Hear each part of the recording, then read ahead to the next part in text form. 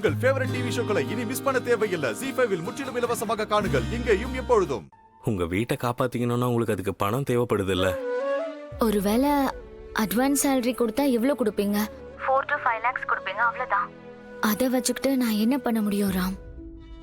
வீட்டை விற்கிறது தான் ஒரே வழி. இல்ல நானோ வீட்டை விக்கிறத பத்தி யோசிக்காதீங்க.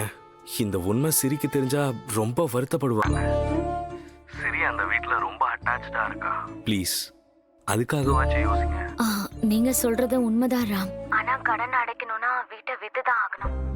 கடன் இருக்கிற வீட்டை எப்படி விக்கிறதுன்னு நான் லாயர் கிட்ட தான் கேட்கணும். வீட்டோட ஒரிஜினல் டாக்குமெண்ட்ஸ் கூட பேங்க்ல தான் இருக்கு. லாயர் கொஞ்சம் ஹெல்ப் பண்றாரு, பார்க்கலாம். பட் சிரி கிட்ட நான் பேசுறேன். கஷ்டமா தான் இருக்கு, ஆனா வேற வழி இல்லையே. கண்டிப்பா அவ இத புரிஞ்சுப்பா. அவ சின்ன குழந்தை தான், ஆனா கஷ்டத்தை புரிஞ்சுக்கிற அளவுக்கு அவளுக்கு பக்குவம் நிறைய இருக்கு. நாளைக்கு வெளியில கூட்டிட்டு போகணும்னு அடம் பிடிச்சா. அவளை கூட்டிட்டு போய் இந்த விஷயத்தை பத்தி நான் அவகிட்ட கொஞ்சம் பேசி பாக்குறேன். ராம், எனக்காக ஒரு ஹெல்ப் பண்றீங்களா? Yeah sure. அது என்னன்னா, நீங்க இருக்கிற ஏரியாவிலே அங்க எங்கேயாவது வாடகைக்கு வீடு கிடைக்குமான்னு கொஞ்சம் பாக்குறீங்களா? அதுக்காக அதிக வாடகையில பாத்துறாதீங்க. ஒரு 7 இல்ல 8,000 ரூபாய் இருந்தா போதும். சின்ன வீடு. நானும் சிரியும் 2 பேர் மட்டும் தானே.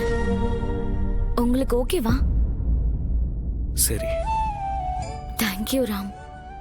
எங்க வீட்டை பத்தி நீங்க அக்கறை எடுத்துக்கிட்டு எனக்கு உதவி பண்ணணும்னு நினைக்கிறீங்கல்ல, எனக்கு ரொம்ப சந்தோஷமா இருக்கு. Good night. பாய். ஓகே, பாய்.